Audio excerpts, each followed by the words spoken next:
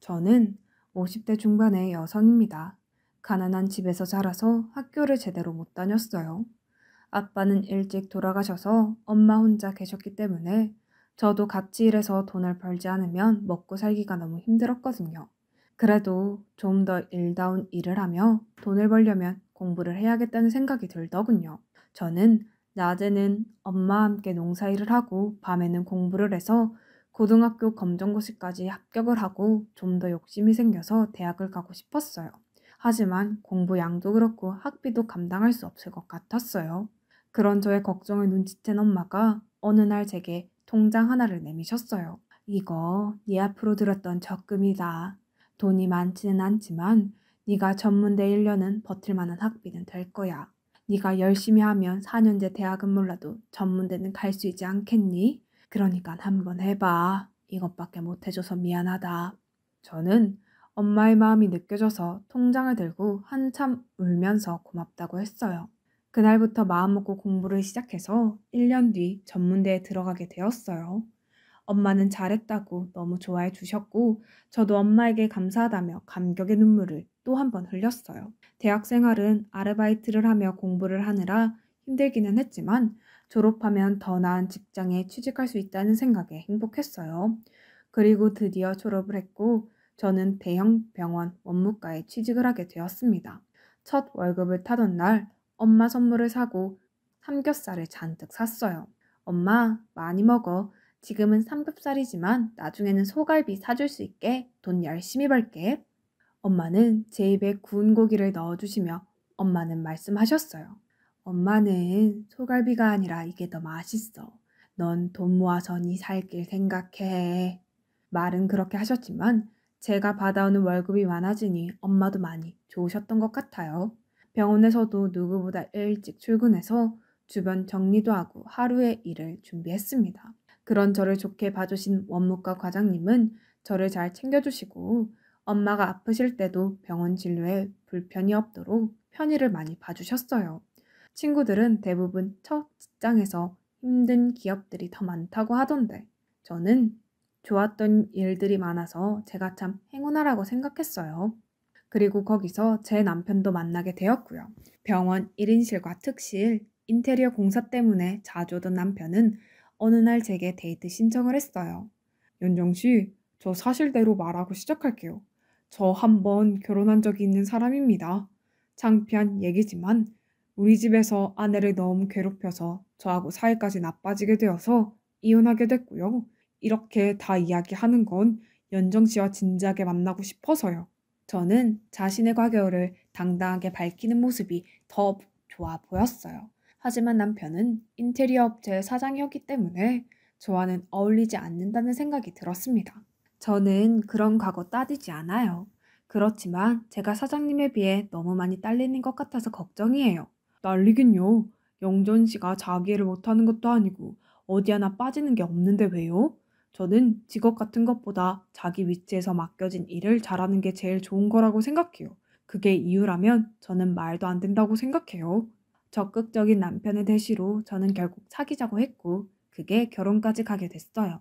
결혼 날짜를 잡고 남편은 제게 다짐하듯 말했어요. 본가 식구들이 우리 결혼 생활에 끼어들게 할 생각 절대 없어. 그러니까 우리 가족 초대하지 않는다고 섭섭하게 생각하지 마. 무슨 말인지는 알겠어. 그래도 결혼인데 부모님들은 뵈야 되지 않아? 그렇게 단순한 문제가 아니야. 우리 부모님이지만 정말 욕심도 많고 남들 진짜 힘들게 하는 사람들이야. 나 전과 같은 일을 또 되풀이하고 싶지 않아. 그러니까 우리끼리 조촐하게 하자. 저는 알겠다고 했고 그런 남편의 생각을 엄마에게도 전했어요. 솔직히 말하면 부모를 결혼식에 안 부른다니. 왜 그렇게까지 해? 아쉽지만 오죽하면 그럴까. 그렇게 엄마는 이해하기로 했다고 해요. 나는 우리 딸만 행복한다면 결혼식에 물만 떠나도 좋으니까 편한 대로 해. 남편은 엄마에게 큰절을 하며 감사하다고 했어요. 여러 가지로 마음에 안 드시는 게 많을 텐데 이렇게 이해해 주셔서 정말 감사합니다. 하나밖에 없는 딸, 더 많은 사람들 초대하고 시부모님한테 사랑받는 모습도 보고 싶으셨을 텐데 제가 부족해서 이것밖에 안 되네요. 죄송합니다. 괜찮아. 그만큼 둘이서 행복하게 살면 돼. 절대 우리 연정이 힘들게 하지 말고 연정이 부부 잘못 만나서 지금까지 한번 펴보지 못하고 일만 죽어라 한 아이야. 그러니까 자네가 책임지고 행복하게 해줘야 돼. 그렇게 우리는 조촐하지만 행복한 결혼식을 올렸어요. 남편은 교회에 전원주택을 직접 인테리어해서 정말 동화 같은 집을 꾸몄어요. 와, 내가 정말 이런 집에 사는 거야? 꿈만 같아. 그럼 이 집이 당신 집이야. 오늘부터 쭉 살 거야. 저희는 정말 행복하게 지냈어요. 남편은 시댁에서 오는 연락을 철저히 차단했고 사는 데가 어딘지도 절대 알려주지 않았습니다. 한번 시어머니와 신우가 동네에 와서 저를 찾은 적이 있는데 그것도 길가에서 만난 거였어요. 시댁에서는 저희가 사는 동네까지는 알았지만 집은 알지 못했던 것 같아요. 네가 우리 아들 꼬셔서 집하고 인연 끊게 만든 그년이야? 그렇게 길거리에서 소리를 지르는데 어찌나 민망하고 놀랐는지 몰라요. 남편한테 전화를 하니 남편은 자기가 오겠다며 절대 집에 들이지 말라고 하더라고요. 제가 근처 카페라도 가자고 하니 신우가 소리를 지르더라고요. 야, 우리가 카페나 가려고 여기까지 온 줄 알아? 당장 집으로 가. 앞장서. 얼마나 잘해놓고 사는지 보자. 지나가던 사람들이 다 쳐다보고 집집마다 창문 열고 내다보는데 정말 너무 창피했지만 버틸 수밖에 없었어요. 집에 가는 건 제 마음대로 할 수 있는 게 아니에요. 그 사람이 근처 카페로 모시라고 했거든요.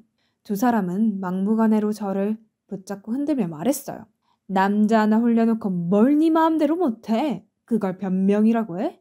얼른 가자고. 빨리 앞장서. 그만하세요. 빨리 앞장서라고.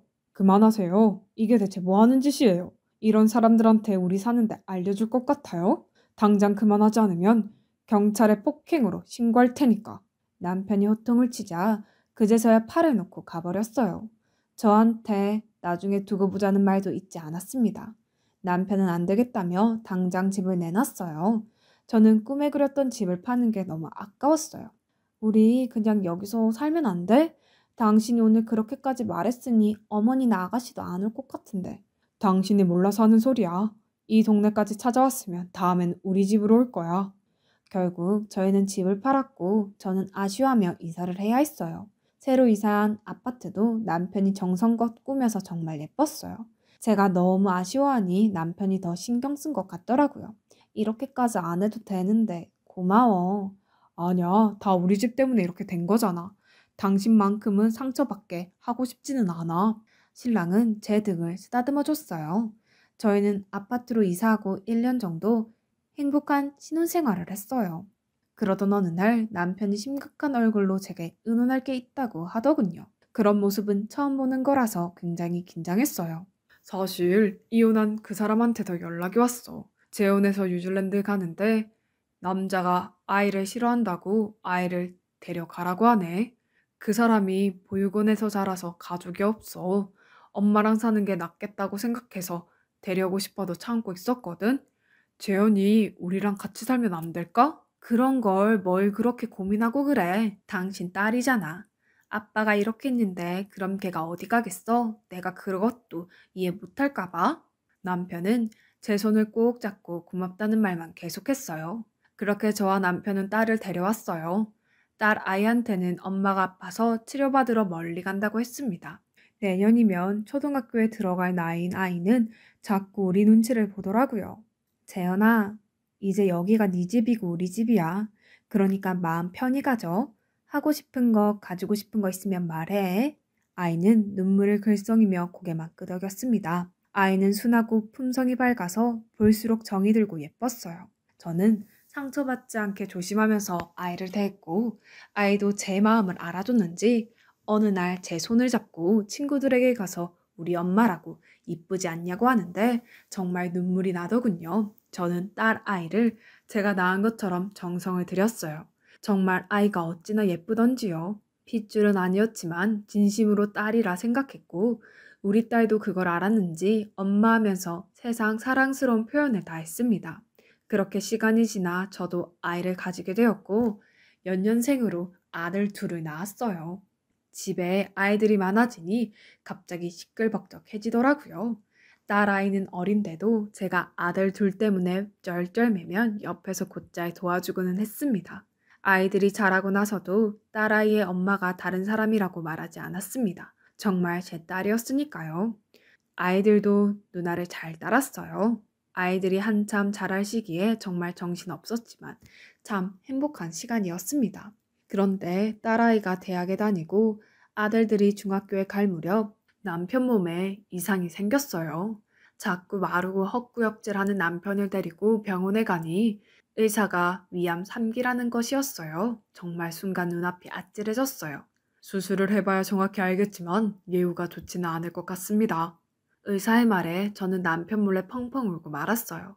그런 중에도 남편은 자기 때문에 내가 고생한다며 자꾸 미안하다고 했습니다. 우리 가족은 순식간에 슬픔에 빠졌고 남편은 그 어려운 수술을 하게 되었어요.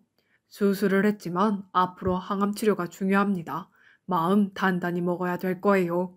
의사는 이 말만 하고 다시 수술실로 들어가더군요. 저는 남편 병간호를 하면서 힘든 날들을 보내게 됐어요. 딸아이가 학교 휴학을 하며 많이 힘이 되어 주었어요. 하지만 남편의 상태는 점점 나빠졌어요. 아무래도 안 되겠다 싶어서 시댁에 연락을 했어요. 아들이 죽은 것도 모르면 안 되니까요. 그런데 시어머니는 연락을 받자마자 하는 말이 아들들을 데려간다는 것이었어요.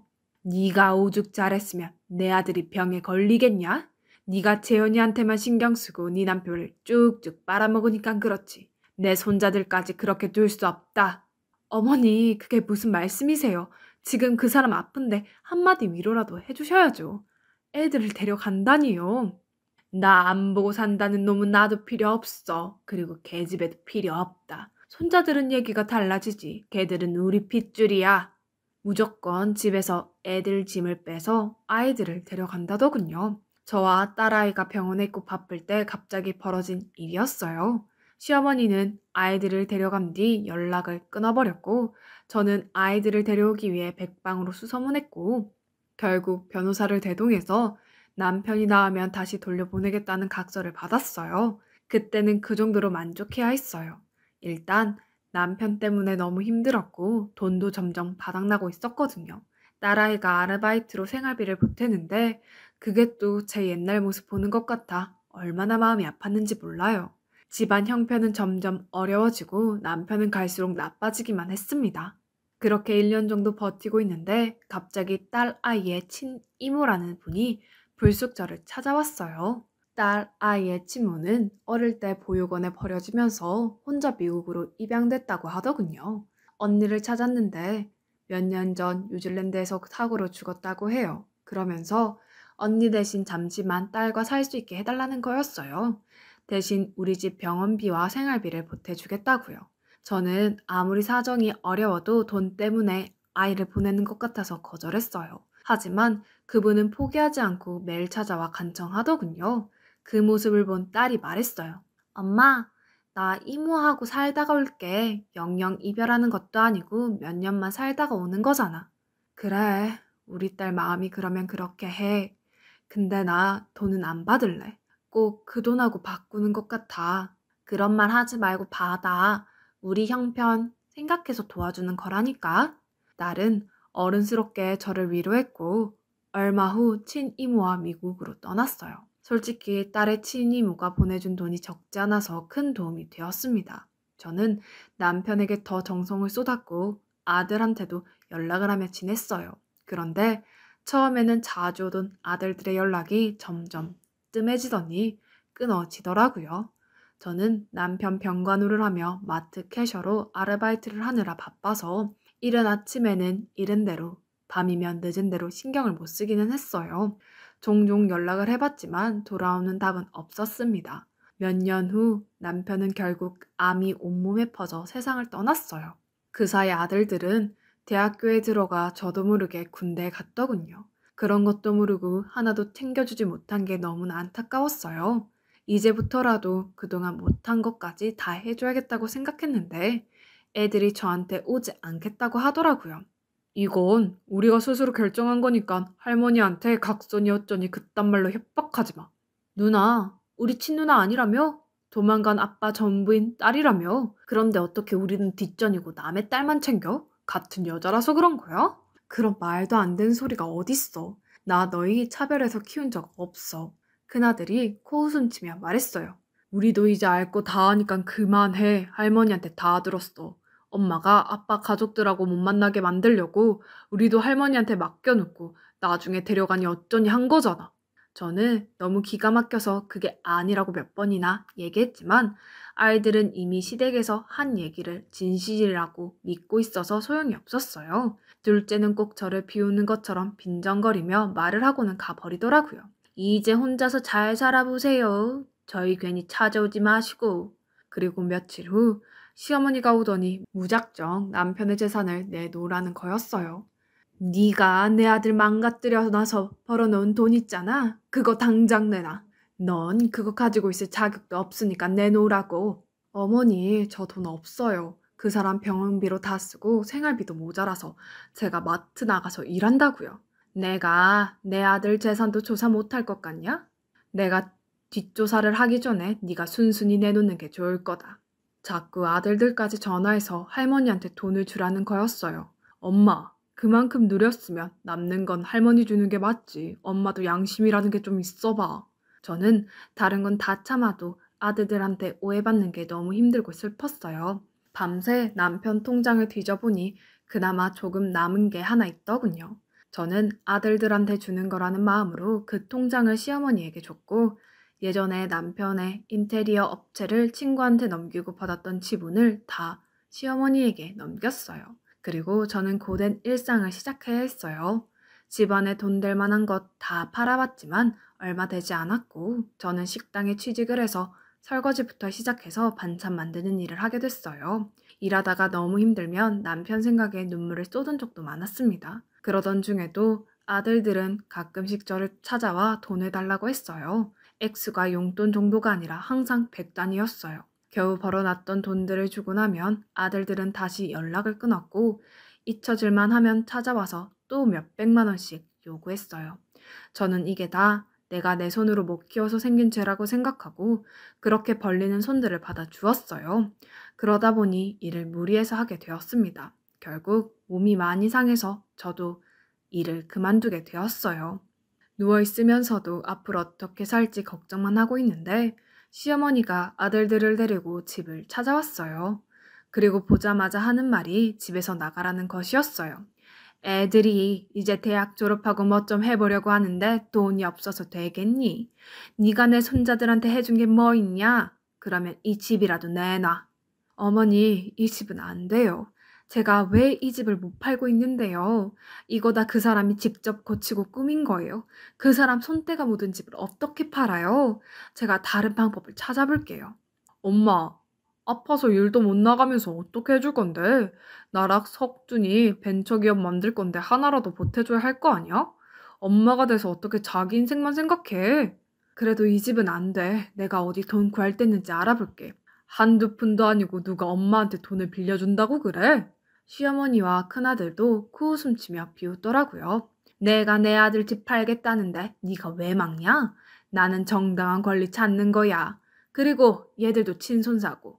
너보다 얘들이 이 집을 가지는 게 맞지. 그동안 여기서 편하게 살았으면 이제 물러날 때도 됐잖아. 시어머니의 말에 저는 제가 다른 건 다 해도 이 집은 절대 안 된다며 저도 모르게 큰 소리를 쳤어요. 그러자 시어머니와 아들들은 어디서 큰 소리를 내냐며 화를 내더니 조만간 나가게 될 거라면서 자리를 떠났어요. 저는 남편 사진을 붙잡고 밤새 펑펑 울면서 어떻게 하냐고 했지만 뾰족한 수가 생각나지 않았어요. 그렇게 일주일 넘게 시어머니와 아들들한테 시달리는데 미국에서 연락이 왔어요. 엄마, 나야 재현이. 나 한국 들어가. 엄마 너무 보고 싶었어. 그냥 눈물만 쏟아지더라고요. 재현이는 왜 울기만 하냐며 무슨 일이 있는지 물어봤고 저는 그동안 쌓였던 것이 터져서 딸한테 모든 걸 다 털어놓았어요. 자기가 갈 때까지 잘 버티고 있으라고 하더군요. 그리고 시어머니와 아들들이 다시 오는 날이 됐어요. 너 진짜 끈질기구나. 하기는 그러니까 내 아들 잡아먹고도 이러고 살지. 내가 오늘은 짐 챙겨놓고 있으라고 했는데 뭐 한 거야? 그러더니 아들들한테 짐을 챙기라고 하더군요. 애들이 제 짐을 챙겨서 막 거실에 내다 놓는데 딸아이가 들어왔어요. 안녕하세요, 할머니. 아니, 저한테는 할머니도 아니죠. 이선자 씨죠? 저는 오늘 신유정 씨 법정 대리인으로 왔어요. 딸이 명함을 내밀었어요. 딸은 미국에서 공부해서 국제 변호사 자격증을 땄고 한국의 대기업 법무팀에 취직을 했던 것이었어요. 제가 이렇게 어려운 처지가 되자 딸이 그것을 알고 회사에 말해서 출근 날짜를 미루고 제 변호를 맡았어요. 이선자 씨는 이 집에 대한 아무 권리가 없어요. 이 집은 아빠 김상호 씨의 집이니까 상속도 자녀들한테 권리가 있고요. 그 관리는 배우자의 일이고 그동안 아들 김성진, 김성윤이 받아간 돈을 따져보면 두 아들도 이 집의 권리를 주장할 수는 없는 상황입니다. 아주 또박또박 조리 있게 말하더군요. 그 바람에 시어머니와 아들들은 찔려서 한마디도 못하고 그냥 물러났어요. 저는 딸을 붙잡고 그동안 서름에 엉엉 울고 말았어요. 엄마 걱정 마. 이제 내가 엄마 곁에 있을 거니까 아무 걱정 마. 그동안 공부 때문에 연락 많이 못해서 미안해. 그리고 딸은 엄청난 소식을 저에게 알려줬어요. 남편이 죽기 전 딸에게 따로 연락을 해서 맡긴 재산이 있다는 것이었어요. 할머니가 저러니 아빠가 미리 돈을 다 써놨네. 남편은 제가 마음이 약해서 재산을 저에게 남겨봤자 어머님께 다 뺏길 줄 알고 따로 모아둔 재산을 딸이 독립할 수 있을 때가 되면 오픈하기로 유언장을 써서 남겼다고 하더라고요. 엄마를 잘 부탁한다고 하면서요. 그걸 알게 된 아들들이 다시 저를 찾아왔어요. 전과는 태도가 많이 달라졌더라고요. 엄마, 우리한테 섭섭한 거 있으면 풀어. 우리도 엄마한테 섭섭한 거 다 풀게. 이제 남처럼 지내지 말자. 나는 그냥 우리가 남처럼 지내는 게 좋을 것 같아. 너희도 내가 제대로 돌봐주지 못해서 섭섭한 게 많겠지만 난 그래도 내 힘을 다해서 너희가 해달라는 돈 다 해줬어. 그런데도 너네는 할머니랑 와서 이 집까지 뺏으려고 했잖아? 나 그거 절대 용서 못해. 이 집에서 날 끌어내려고 해? 지금까지 해왔던 거 난 평생 잊지 못할 거다. 난 그런 친아들보다 내 딸 재원이가 좋아. 그러니까 너희도 너희 갈 길 행복하게 살아. 니네 할머니랑 오손도손 살면 되잖아. 내가 키우지 못해서 벌어진 일이었지만 할머니와 한통속이 되어서 저를 괴롭힌 걸 생각하면 다시는 보고 싶지 않았어요. 그러자 아들들도 더 이상 저한테 오지 못했고 시댁에서도 더 이상 저를 괴롭히지 않게 되었어요. 그 이후 저는 딸의 보살핌을 받으며 잘 살고 있어요. 딸이 결혼을 해서 사이도 생겼고요. 딸은 해외 출장을 다녀와서 좋은 데가 있으면 휴가 때 꼭 저를 데리고 간답니다. 그냥 제가 행복한 것만 생각하며 살려고 합니다. 이제 이렇게 마음 좀 편히 살아도 되는 거겠지요. 제 사연 들어주신 분들 모두 감사합니다. 다들 행복하시고요. 건강이 최고입니다. 건강하세요.